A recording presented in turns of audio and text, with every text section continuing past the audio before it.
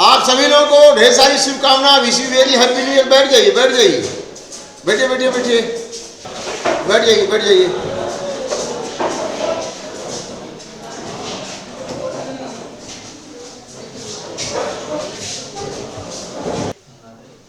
कौन कौन से प्रोसेस आते हैं? वो सारी वाइटल एक्टिविटीज जो एक जीवधारी को जीने के लिए, डेवलपमेंट के लिए, ग्रोथ के लिए जरूरी है।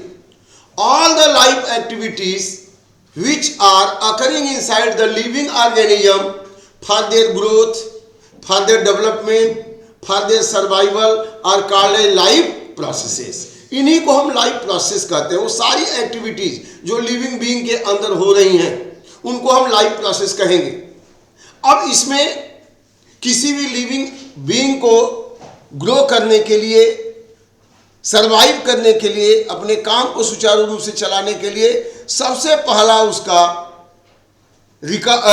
नीड होता है, रिक्वायरमेंट होता है न्यूट्रिशन, टू टेक न्यूट्रिएंट्स।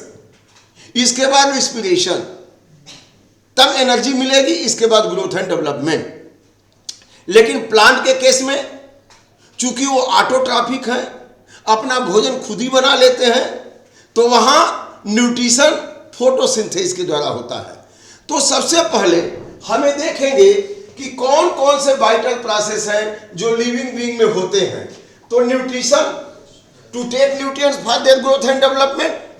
वही ग्रीन प्लांट में न्यूट्रिशन का एक पार्ट है फोटोसिंथेसिस। इसी के द्वारा वो न्यूट्रिएंट्स लेता है, अपना बनाता है, भोजन बनाता है। न्यूट्रिएंट्स तो लेता है रॉ मटेरियल के रूप में plant, carbon dioxide, water, mineral. अभी आया था कि what are the raw material used by the plant during photosynthesis. तो कार्बन डाइऑक्साइड लेगा, वाटर लेगा, मिनरल लेगा, लाइट लेगा, यही सब लेगा। और इसके बाद है ट्रांसपोर्टेशन। इसके बाद ये मेटाबॉलिज्म। मेटाबॉलिज्म में कैटाबॉलिज्म, एनाबॉलिज्म दोनों है। अब देखिए, metabolism is a vital process occurring inside the cell that involve two steps, catabolism and anabolism. जैसे आप अभी नाश्ता करेंगे, नाश्ता करने के बाद उसका डाइजेशन होगा। डाइजेशन के बाद ग्लूकोज आएगा आपके बॉडी में, आपके सेल में जाएगा, हर एक सेल में जाएगा। ग्लूकोज के अंदर में एनर्जी है। अब ग्लूकोज टूटेगा तो एनर्जी मिलेगी। वह सारा प्रोसेस जिसके through glucose step by step टूटता है और उसे आपको एनर्जी मिलती है, वह कैटाबॉलिज्म है। जब भी कोई मॉलिक्यूल ब्रेक डाउन होगा, जब टूटेगा, उसको हम कहेंगे कैटाबॉलिज्म। और अगर कोई नया मॉलिक्यूल बनता है उसको कहेंगे एनाबॉलिज्म। जैसे फोटोसिंथेसिस है।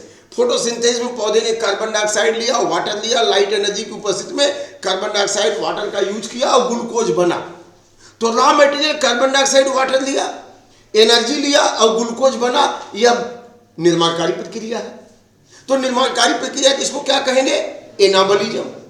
माने photosynthesis, protein synthesis, DNA synthesis, RNA synthesis, ये जो सारा सिंथेसिस है वह क्या है? एनाबॉलिज्म है। और अगर ब्रेक डाउन हो तो क्या है? और एनाबॉलिज्म और कैटाबॉलिज्म दोनों मिला के क्या है? मेटाबॉलिज्म। तो मेटाबॉलिज्म में एनाबॉलिज्म भी होगा। क्या होगा? एनाबॉलिज्म क्या होगा? एनाबॉलिज्म। और क्या होगा मेटाबॉलिज्म में? कैटाबॉलिज्म। Anabolism and catabolism. तो metabolism is a biological process which involves anabolism and catabolism inside the cell। यह मेटाबॉलिज्म सेल के अंदर होगा। चाहे वो अमीबा पैरामीशियम हो, चाहे ह्यूमन बीइंग हो, चाहे ब्लू व्हेल हो, चाहे सिकोया जैजिनिका पेड़ हो, सबके कहां होगा? सेल के अंदर। तो सेल के अंदर अगर कंस्ट्रक्टिव प्रोसेस होता है, एनाबॉलिज्म क्या है? कंस्ट्रक्शन। क्या है? कंस्ट्रक्शन या कंस्ट्रक्टिव प्रोसेस। ध्यान से सुनिए, यह क्या है? Constructive process. और कैटाबॉलिज्म क्या है? Destructive process. क्या है? Destructive process. अब यह कंस्ट्रक्टिव प्रोसेस है और यह डिस्ट्रक्टिव प्रोसेस है। आप कहेंगे सर जीवधारी में कंस्ट्रक्टिव प्रोसेस तो ठीक है, ये डिस्ट्रक्टिव क्यों होता है? आपने पैसे कमाए, बैंक में सब है, लेकिन घर में राशन लाने के लिए, सामान लाने के लिए पैसे को निकालना पड़ेगा, दुकानदार को देना पड़ेगा। मतलब जो कमाया इकट्ठा किया उसको क्या करना होगा? खर्च करना पड़ेगा, तब तो जीवन चलेगा ना। वैसे ही हमारे सेल में ग्लूकोज आ गया, अमीनो एसिड आ गया, फैटी एसिड क्रिस्टल आ गया, लेकिन सेल को एनर्जी चाहिए तो क्या करेगा? तोड़ेगा, उसको ब्रेक डाउन करेगा। तो एनाबॉलिज्म भी होना चाहिए और कैटाबॉलिज्म भी होना चाहिए। जब दोनों होगा तभी जीवन चलेगा। तो यह एक metabolism is a biological process which occur inside the cell. कहां होगा? सेल के अंदर। It involves anabolism and catabolism. Anabolism is a constructive process. अब आपके एग्जाम में पूछ देगा, photosynthesis is a process in which the plant takes CO2 water in the presence of light synthesise food. इसके बाद दे दिया अगला स्टेप कि this is a anabolic process, this is a catabolic process. तो अब इसमें क्या कहेंगे आप? फोटोसिंथेसिस क्या है? एनाबॉलिक प्रोसेस है। माने फोटोसिंथेसिस एनाबॉलिक प्रोसेस है। लेकिन जब ग्लूकोज आ गया, अब ग्लूकोज आ गया, बन गया, तो वो तो सेल में जाएगा। सेल में जाएगा तो किसकी उपस्थिति में? ऑक्सीजन की उपस्थिति में उसका क्या होगा? Break down. तो क्या बनेगा? 6CO2 प्लस 6H2O प्लस क्या बनेगी? एनर्जी। अब यह एनर्जी ATP के रूप में स्टोर हो गई। तो यह जो ग्लूकोज टूटा, CO2 H2O दिया, तो यह टूट रहा है, इसको क्या कहेंगे? एनाबॉलिज्म की कैटाबॉलिज्म। लेकिन यहां फिर ATP बना तो उसको क्या कहेंगे? एनाबॉलिज्म। फिर ATP से एक फास्फेट निकल गया, ये ADP में बदल गया, तो इसको क्या कहेंगे? कैटाबॉलिज्म। जब कोई चीज टूटेगा, बड़ा से छोटा होगा तो कैटाबॉलिज्म, और जब बड़ा होगा माने, अब जैसे मान लीजिए फिर एनर्जी आई, यहां फास्फेट जुटा, एनर्जी जुटी, फिर ATP, तो यह क्या हो गया? एनाबॉलिज्म। और यह टूट रहा है तो क्या होगा? कैटाबॉलिज्म। अब समझ आ गया? तो सेल के अंदर जो भी सिंथेसिस वाला काम है, कंस्ट्रक्शन वाला काम है, वो एनाबॉलिज्म है। और जो भी ब्रेक डाउन वाला काम है वो क्या है? कैटाबॉलिज्म है। और एनाबॉलिज्म कैटाबॉलिज्म दोनों मिला के क्या है? मेटाबॉलिज्म। समझ आ गया? क्लियर हो गया? ठीक है।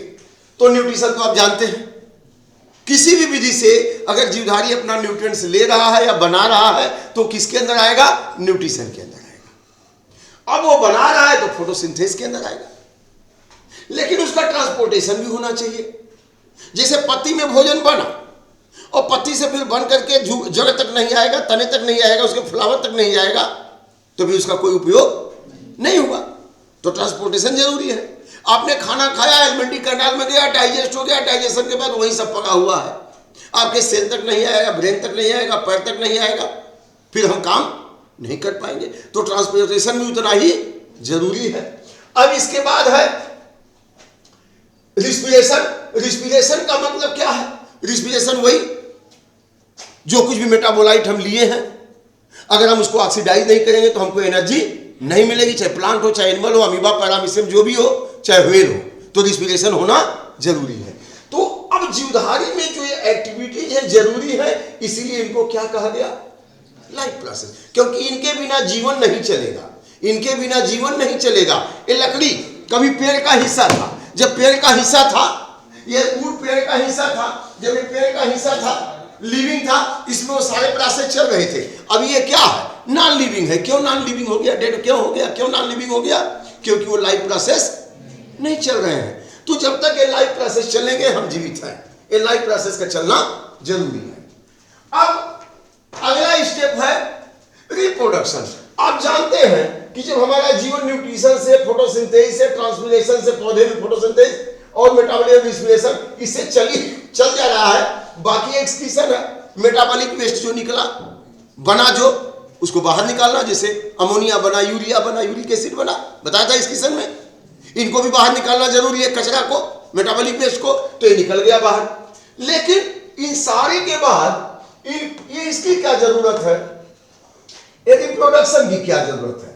रिप्रोडक्शन की जरूरत इसलिए है कि हर एक जीवधारी उसका एक लाइफ स्पैन है, चाहे वो अमीबा हो, पैरामीशियम हो, चाहे फिश हो, चाहे ब्लू व्हेल हो, सब में एक निश्चित लाइफ स्पैन है। एक निश्चित समय के बाद वो जीवित नहीं रहेंगे। जब एक निश्चित समय के बाद वो जीवित नहीं रहेंगे, उनमें एजिंग होगी, वो वृद्ध होंगे, इसके बाद खत्म हो जाएंगे। तो ऐसी कंडीशन में क्या होना पड़ेगा? इनके अंदर एक ऐसी क्षमता आनी पड़ेगी कि अपने खत्म होने से पहले अपने समान और नया प्राणी बना ले, नया पौधा बना ले, तभी तो चलेगा ना, एग्जिस्टेंस होगा। अदरवाइज एग्जिस्टेंस रहेगा ही नहीं।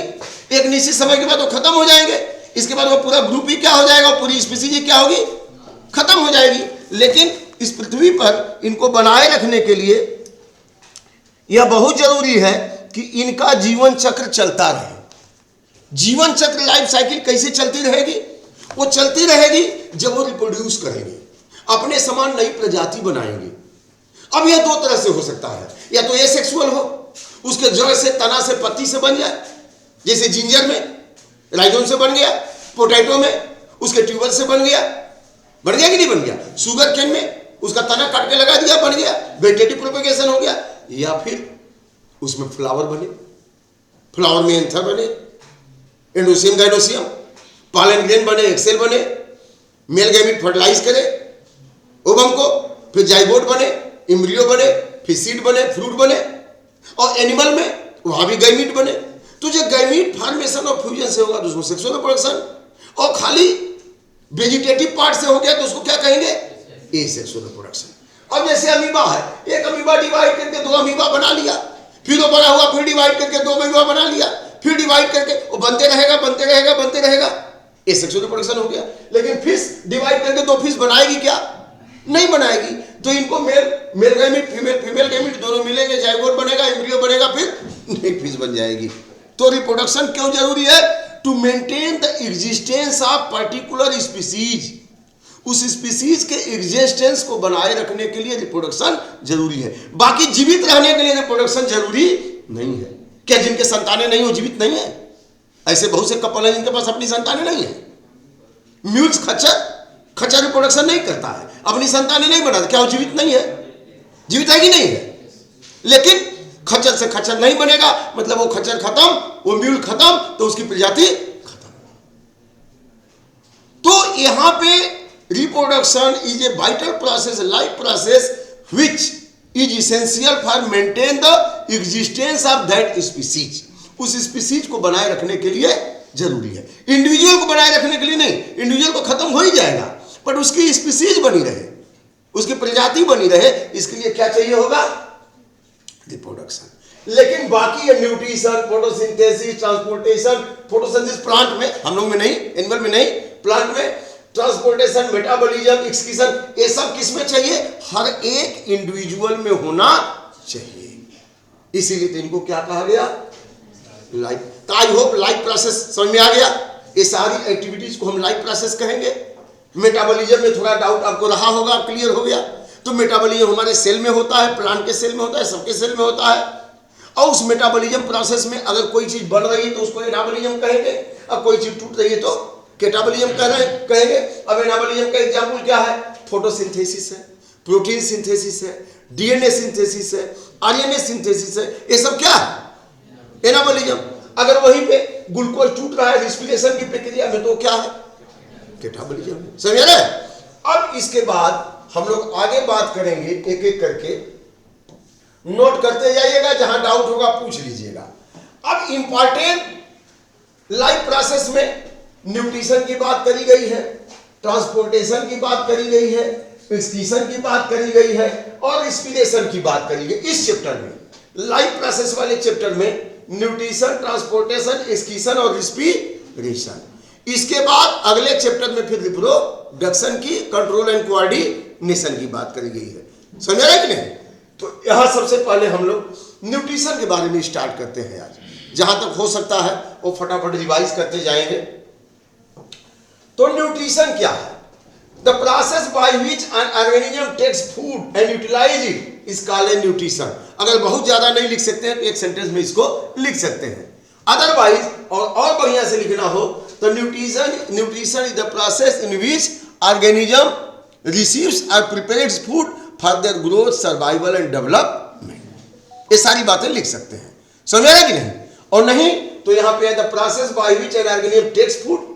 अब यहां टेक्स फूड में कुछ तो बनाते भी हैं, तो प्रिपेयर फूड और रिसीव फूड दोनों बात कर सकते हैं। या तो अपना वो बना ले या फिर दूसरे से ले ले।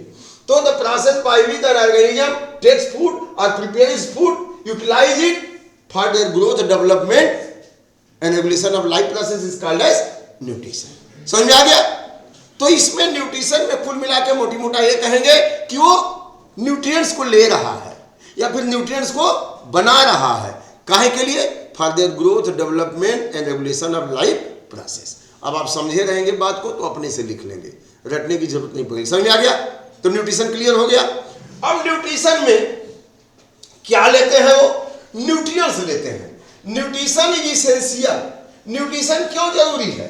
For growth. वही बातें हैं, आ गई ना? हमने दोनों बातें एक ही साथ बोल दी।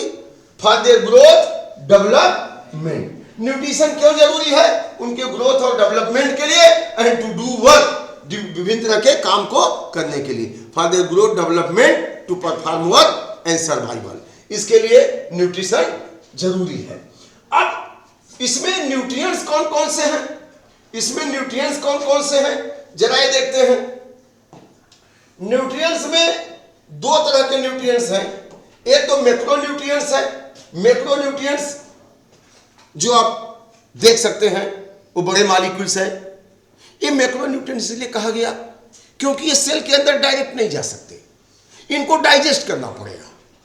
जैसे आपने खा लिया इनको, जब तक ये डाइजेस्ट नहीं होंगे, ये मॉलिक्यूल काफी बड़े हैं, इतने बड़े हैं, और हमारा सेल भी लगभग इतना बड़ा है। तो इतना बड़ा मॉलिक्यूल इतने बड़े सेल में कैसे जाएगा? जाएगा कि नहीं जाएगा? नहीं जाएगा।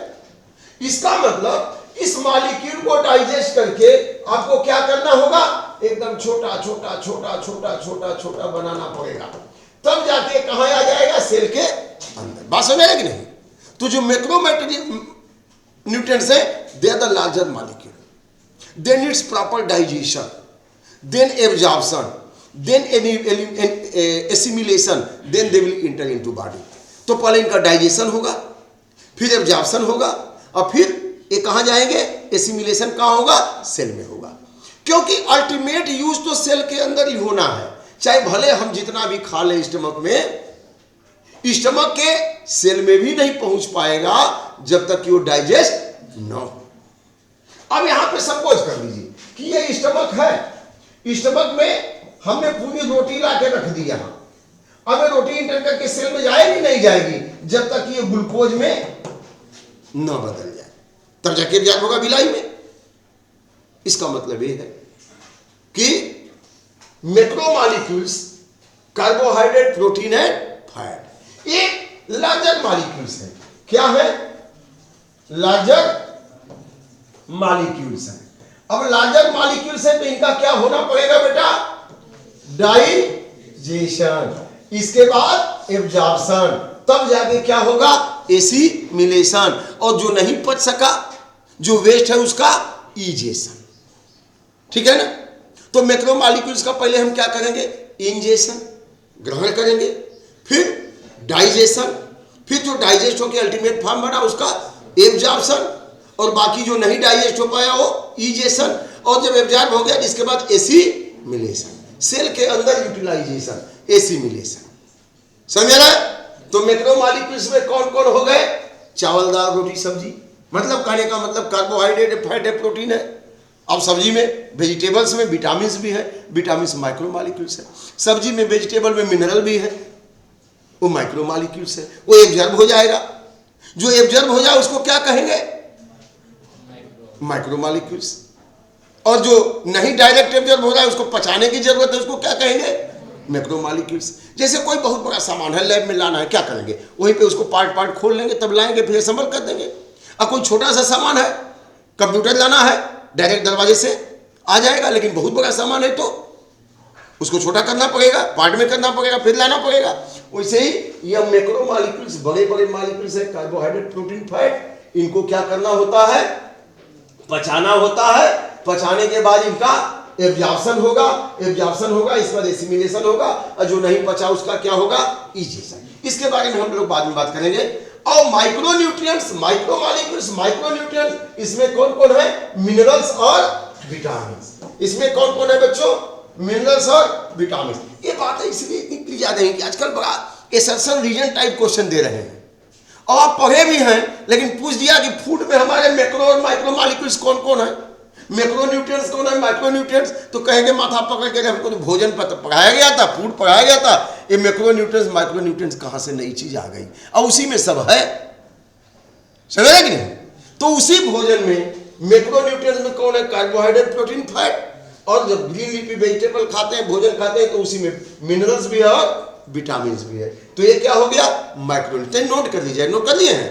तो मैक्रोमोलिक्यूल्स न्यूट्रिएंट्स में हमारा जो फूड है, फूड में मैक्रोन्यूट्रिएंट्स कौन कौन है, कार्बोहाइड्रेट, प्रोटीन, फैट, और माइक्रोन्यूट्रिएंट्स कौन कौन है, minerals and vitamin. It is clear? आगे बढ़े अब। ओके, बहुत बढ़िया। अब इसके बाद एक भोजन बनता कैसे है, न्यूट्रिएंट्स लेते कैसे हैं, हाउ डू लिविंग थिंग्स या living organism gate their food, अपना भोजन कैसे लेते हैं। तो मैंने बोला था कुछ लोग तो प्रकृति ने उनको बहुत मेहरबानी से दे दिया है भोजन बनाने वाली मशीनरी, वो अपना बना लेते हैं, और जिसको नहीं दिया है उन्हीं का बनाया भोजन डायरेक्टली इनडायरेक्टली खाते हैं, और उन पे राज भी करते हैं, उनको नुकसान भी पहुंचाते हैं। तो जितने प्लांट हैं, ग्रीन प्लांट, वो अपना भोजन बना लेते हैं, और जो जितने एनिमल हैं नहीं बनाते हैं, उन्हीं पौधे को डायरेक्टली या इनडायरेक्टली लेते हैं। ठीक है ना? तो अब यहां बात आती है न्यूट्रिशन। अब इसको हमने बताया था आपको मोड्स ऑफ न्यूट्रिशन। इसी को क्या बोला था, मोड्स ऑफ न्यूट्रिशन। याद आ रहा है कि नहीं? Modes of nutrition. न्यूट्रिशन का मोड्स कैसा हो गया बेटा, autotrophic nutrition and heterotrophic nutrition. तो ऑटोट्रॉपिक न्यूट्रिशन, ऑटो माने सेल्फ, ऑटो माने सेल्फ, ऑटो माने क्या होता है, self. Self trophos means to take nutrients, trophos means to take nutrients. तो जो अपना भोजन खुद बना ले, जो अपना कॉपी खुद लिख ले आंसर सीट पे, वो तो स्टूडेंट है, परीक्षार्थी है, और जो नकल मारे वो नकलची हो जाएगा, पकड़ के जाएगा। नहीं समझ में आ रहा है? तो यहां पे अब समझ में आ गया।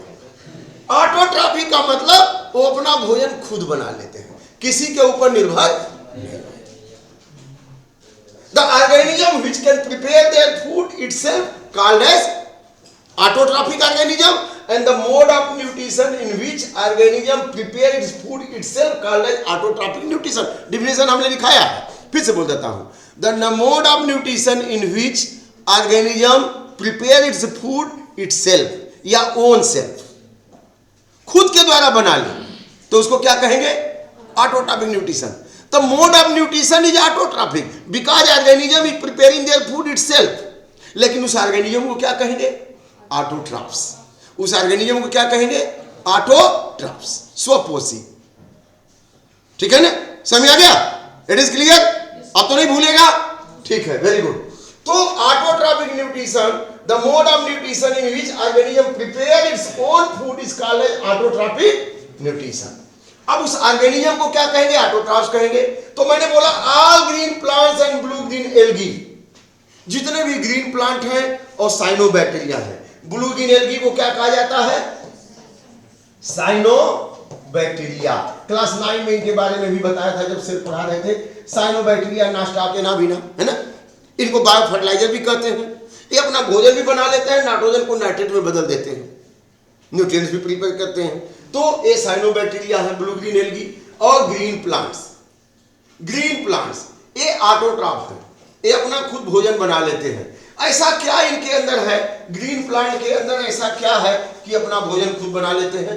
इनके अंदर में क्लोरोप्लास्ट है, और क्लोरोप्लास्ट के अंदर में क्लोरोफिल है, इसकी वजह से अपना भोजन खुद बना लेते हैं। तो ऑटोट्रॉफ तो क्लियर हो गया।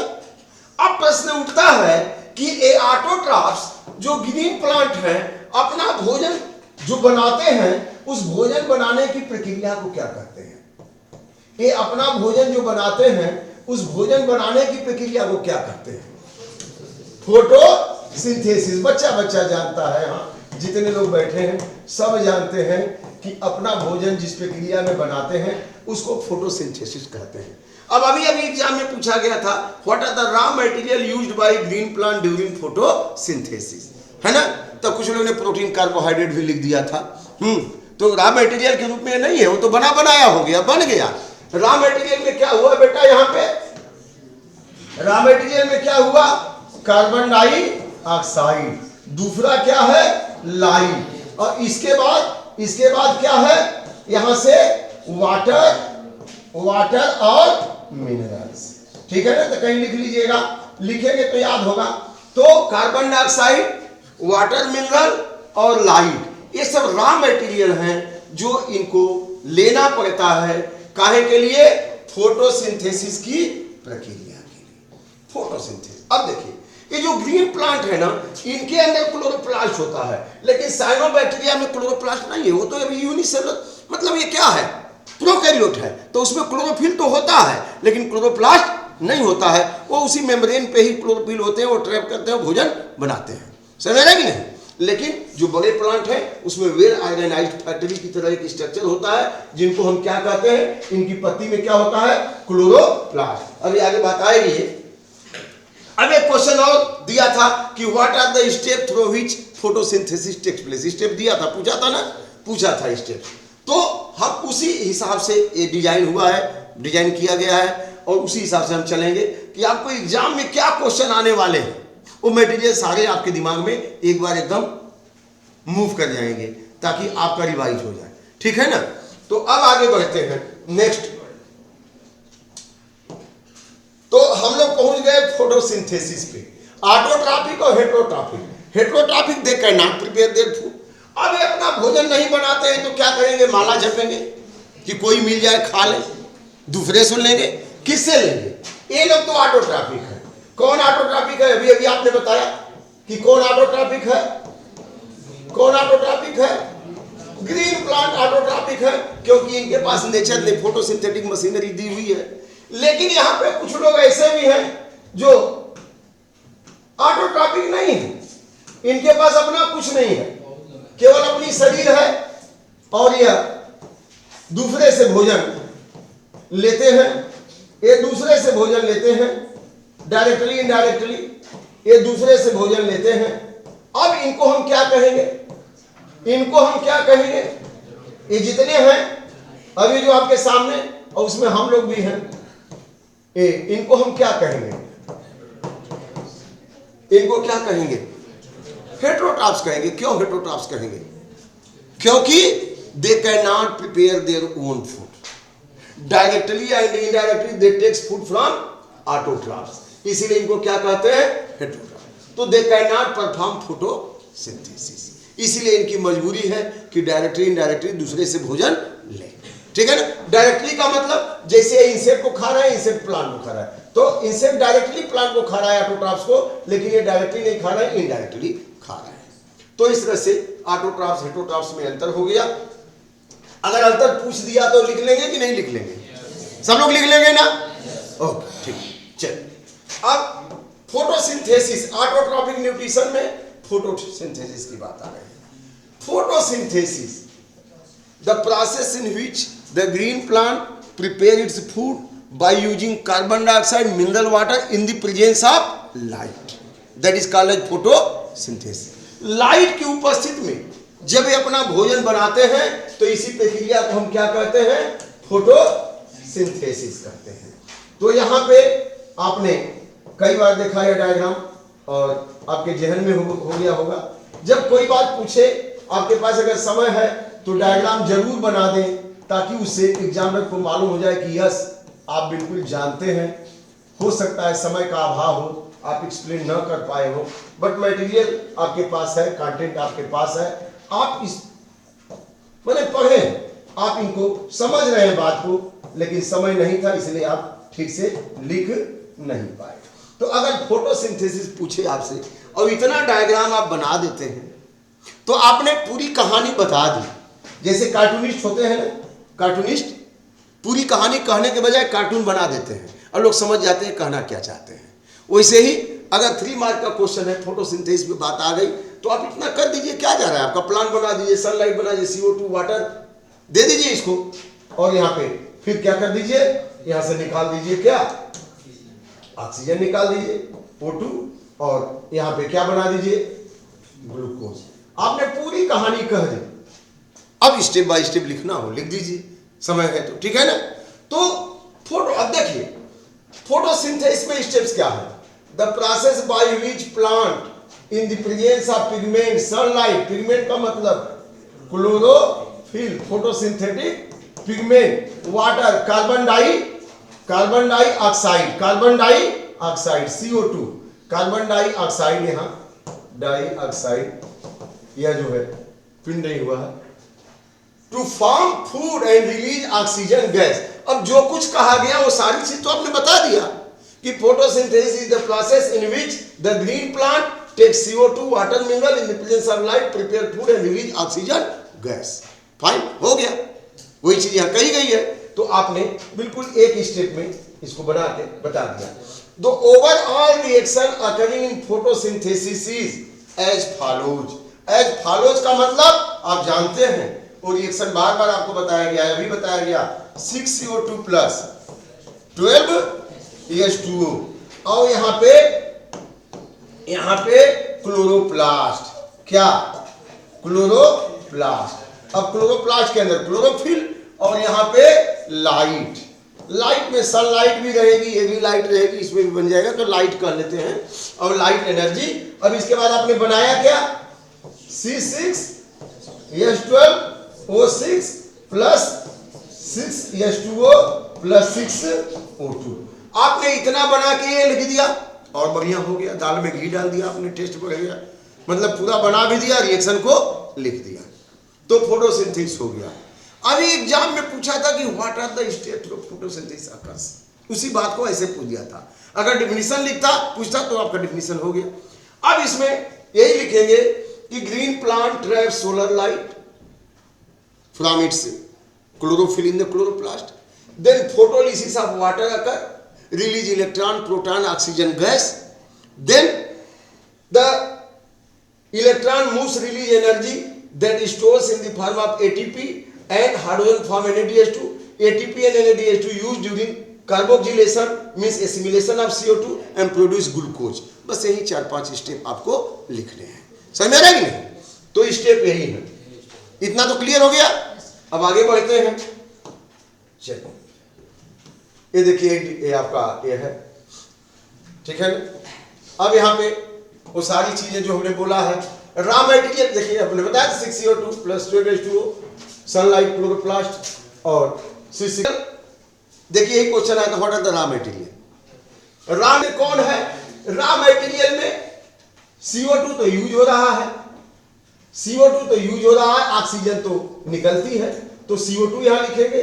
रेडिएशन में लाइट एनर्जी, रेडिएशन में कौन है, लाइट एनर्जी सन से आती है और एटमॉस्फेयर से लेते हैं। वाटर सॉइल से लेंगे, लेकिन जो एक्वेटिक प्लांट है तालाब में रहते हैं तो सॉइल में कहाँ हो, तो पानी में ही ले लेंगे, ठीक है ना। तो जो एक्वेटिक प्लांट है वो पानी से ले लेंगे, और जो जमीन पे है, जिनकी जगह जमीन में है, वो सॉइल से ले लेंगे, ठीक है ना। तो यहाँ पे मिनरल भी लिख लेंगे, एक चीज और हम लोग बढ़ा लेंगे, मिनरल ये भी कहाँ से मिलेगा बच्चा, सॉइल से मिलेगा, ठीक है, समझ आ रहा है। तो रॉ मटेरियल में carbon dioxide, light energy, mineral और वाटर। कार्बन डाइऑक्साइड कहां से आएगा, एटमॉस्फेयर से, और इसके बाद लाइट एनर्जी जो सन से आ रही है, और वाटर और मिनरल तो सॉइल से आएंगे, जो एक्वेटिक प्लांट है उनको वाटर बॉडी से आएंगे। अब इसके बाद यहां पे प्रोसेस कैसे होता है जरा देखिए, इसको बना लीजिएगा, आपको सहूलियत रहेगी प्रोसेस को। यहां पे फोटोसिंथेसिस होगा, लेकिन फोटोसिंथेसिस ये क्लोरोप्लास्ट है, क्या है, क्लोरोप्लास्ट पत्तियों के या जो ग्रीन पार्ट है उसके सेल में होता है। तो यहां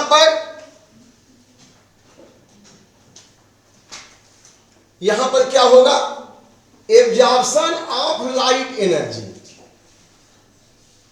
जैसे मैंने अभी डायग्राम बनाया था, फिर से बना देता हूं। यहां ये पौधा, ये जरूरी है, यह एसेसरी इक्विपमेंट्स है। डायग्राम के माध्यम से अगर आप कोई बात बताते हैं तो आप एग्जामिनर के दिल तक पहुंच जाते हैं। और शायद आपको बहुत बढ़िया नंबर दे देगा, क्योंकि आप कन्विंस कर पाते हैं कि हाँ हम जानते हैं, इस बात को समझा पाते हैं आप। अब यहां पे एब्जॉर्प्शन ऑफ लाइट एनर्जी कहां से आएगी? पहले ही बताया गया लाइट एनर्जी कहां से आएगी। तो लाइट एनर्जी को कौन एब्जॉर्ब किया? ग्रीन पार्ट में जो क्लोरोफिल है, क्लोरोप्लास्ट में एब्जॉर्ब किया। तो सबसे पहला स्टेप क्या हुआ? Absorption of light energy by chlorophyll. Steps पूछा था ना एग्जाम में, अभी प्री बोर्ड में, what are the steps of photosynthesis. तो पहला स्टेप क्या हो गया बेटा? Absorption of light energy by chlorophyll. और क्लोरोफिल कहां है? पत्ती के क्लोरोप्लास्ट में है। तो क्लोरोप्लास्ट में ये फोटोसिंथेसिस हो रहा है। यहाँ जहाँ फोटोसिंथेसिस लिखा हमने बोल दिया है क्लोरोप्लास्ट है। अभी याद है क्लोरोप्लास्ट पे भी आएंगे। अब इसके बाद ये जो लाइट एनर्जी आई, तो लाइट एनर्जी को आपने लेकर के क्लोरोफिल में क्या किसमें बदला? एटीपी में बदला।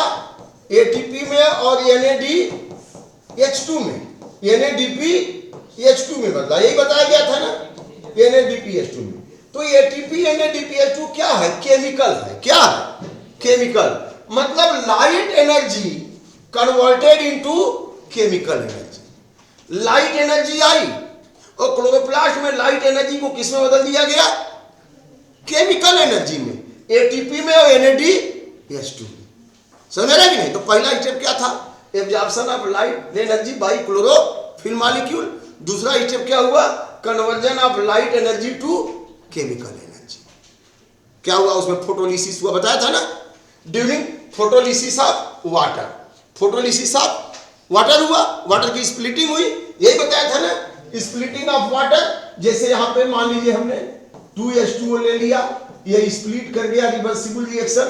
तो यहां पे क्या हो गया? 2 proton plus 2 electron plus 2 OH। अब प्रोटॉन क्या करेगा? प्रोटॉन, ये इलेक्ट्रॉन क्या करेगा? इलेक्ट्रॉन एनर्जी को जब लूज करेगा, यह इलेक्ट्रॉन एनर्जी को लूज करेगा, तो यह इलेक्ट्रॉन अब नॉर्मल हो गया, लेकिन एनर्जी को कौन ले लिया? ADP plus P। तो क्या बन गया?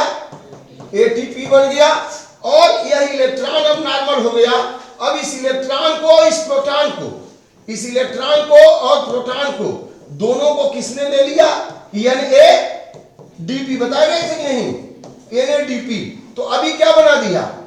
NADPH2। तो आपने देखा कि लाइट एनर्जी आई, वाटर टूटा, वाटर टूटा। तो स्प्लिटिंग ऑफ वाटर को क्या कहा गया था? आपको याद है क्या कहा गया था? स्प्लिटिंग ऑफ वाटर को क्या कहा गया था?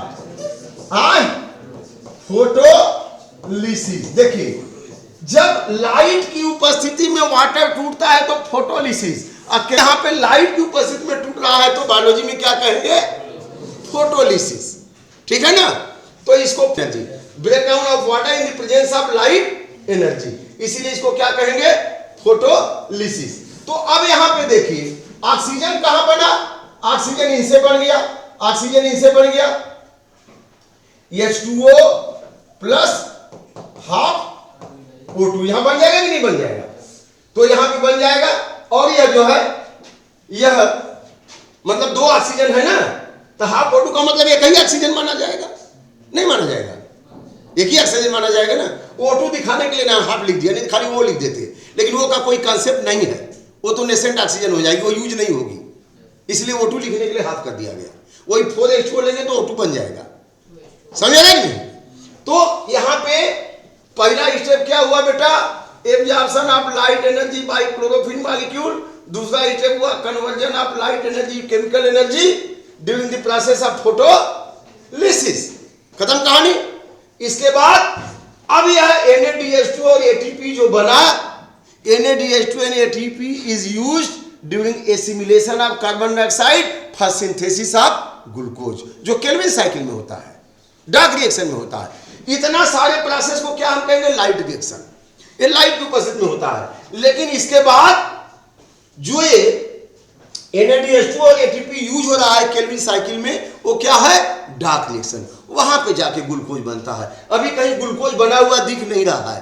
अभी आपने क्या किया, लाइट एनर्जी को ट्रैप करा दिया, फोटोलिसिस हो गया, इलेक्ट्रॉन निकला, प्रोटॉन निकला, इलेक्ट्रॉन प्रोटॉन फिर से एनएडीपी ने लेकर एनएडीएस2 बना दिया, इलेक्ट्रॉन ने जो एनर्जी यूज किया वो एडीपी प्लस पी एटीपी बन गया। तो आपके पास दो केमिकल बन गए, लाइट रिएक्शन में दो केमिकल बन गए, कौन, एटीपी एंड एनएडीएस2। तो इसी को कहेंगे conversion of light energy into chemical. समझ में आ गया सबको? It is clear A to Z? चलिए आगे बढ़ते हैं। अब यहां पर देखिए, यह जो है फोटोसिंथेटिक मशीनरी है, इसके अंदर में कौन सा पार्ट कहां, ये देखिए, यह जो लिक्विड पार्ट है, यह जो लिक्विड पार्ट है, इसमें तमाम सारे एंजाइम्स है, प्रोटीन है, राइबोसोम भी है और सर्कुलर डीएनए भी होता है, इसीलिए ऑटोनॉमस सेल ऑर्गेनिज्म कहते हैं। लेकिन इसी के अंदर ये स्टैक्ड सिक्के की तरह एक के ऊपर एक स्थित है, इसको हम क्या कहेंगे, ग्रेना कहेंगे। एक को ग्रेना कहेंगे, ग्रेना, और ये जो है ग्रेनम। अब जब लाइट एनर्जी आती है तो यही पे ट्रैप होती है, क्योंकि क्लोरोफिल मॉलिक्यूल इसी के ऊपर में है, लैमिना पर भी है, तो लाइट एनर्जी ट्रैप होती है, फोटोलिसिस होता है, फोटोलिसिस होकर के NADH2 ATP बनता है और ऑक्सीजन गैस निकल के बाहर चली जाती है। लेकिन इस स्टोमा में क्या होगा, स्टोमा में क्या होगा, यहां पे RUBP है, बताया था ना, RU हो गया एसिमिलेशन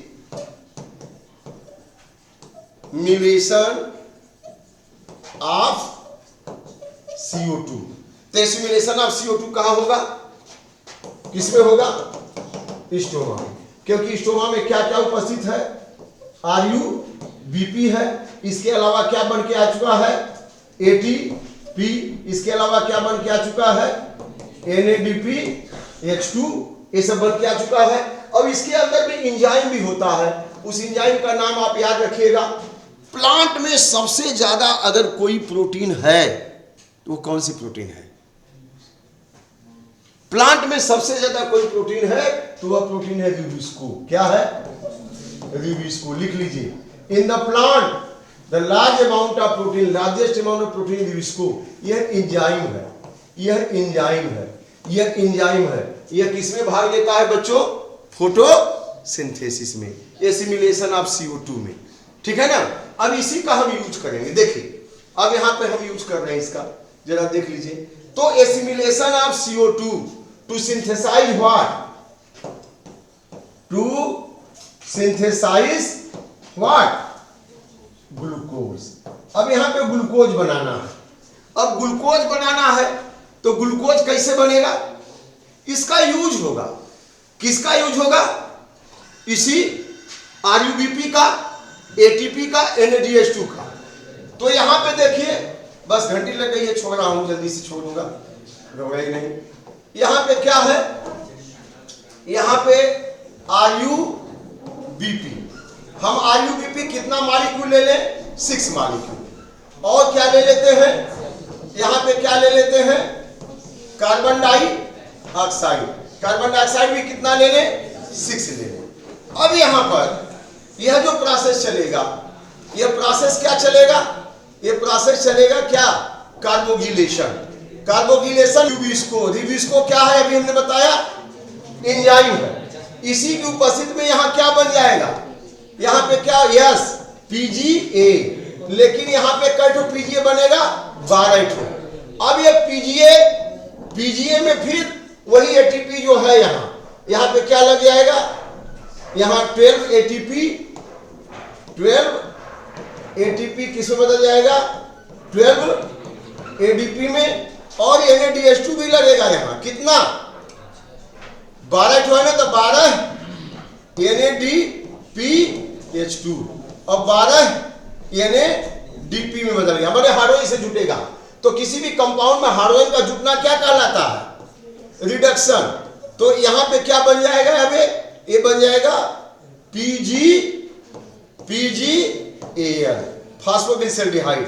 अब 12 PgAl में से 2 PgAl से क्या बन जाएगा, 2 PgAl से क्या बन जाएगा, 2 PgAl से, चूंकि ये 3 कार्बन कंपाउंड है तो 2 PgAl एक में मिलेगा, तो 6 कार्बन कंपाउंड वाला क्या बन जाएगा, क्या बन गया, ग्लूकोज, और बाकी 10 ठो बचा, उससे क्या बनेगा? Ribulose 5 phosphate. 6 मॉलिक्यूल किसका बन जाएगा? Ribulose 5 phosphate. अब रिबुलोज 5 फास्फेट में फिर से 6 ATP लग जाएगा। 6 ATP जो बना हुआ था लाइट रिएक्शन में 6 ATP में बदला, अब ये बदल जाएगा रिबुलोज 5 फास्फेट और रिपीट करेगा साइकिल। ये 3 कार्बन कंपाउंड है, इसीलिए इसको क्या कहेंगे? C3 साइकिल या केल्विन साइकिल। तो कार्बन डाइऑक्साइड का एसिमिलेशन होकर के क्या बन गया? ग्लूकोज बन गया कि नहीं बन गया? तो इस तरह से अगर आप इतना ना लिख सके मत लिखिए, खाली इतना ही लिख दीजिए एक लाइन में, 6CO2 प्लस 6RuBp। ठीक है। अब इसके बाद ये कर करके आप सीधे कर लीजिए, यहां पे क्या 12PgA कर लीजिए। पहले क्या कर लीजिए? 12PgA। अब यहां पे कर लीजिए क्या 6, यहां पे सीधे लिख दीजिए 12, ये 12 यहां था ना, 12 या और 6 या कितना हो गया 18। यहां पे सीधे 18 ATP किस में बदल गया?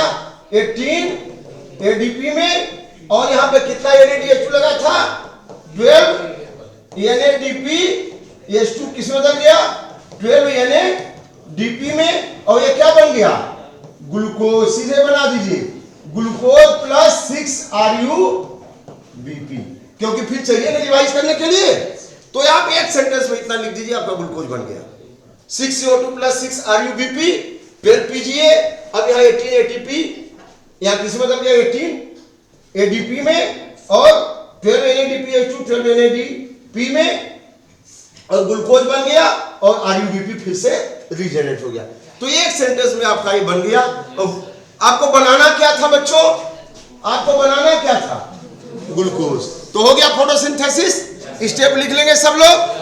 Absorption of light energy, conversion of light energy into chemical energy during splitting of water, release of oxygen, and then assimilation of carbon dioxide to produce glucose and regeneration of Ru। तो ये रहा। So thank you very much. आप लोग ध्यान से सुने और ऐसे ही पढ़ते। देखिए ये पत्ती का है, इसी में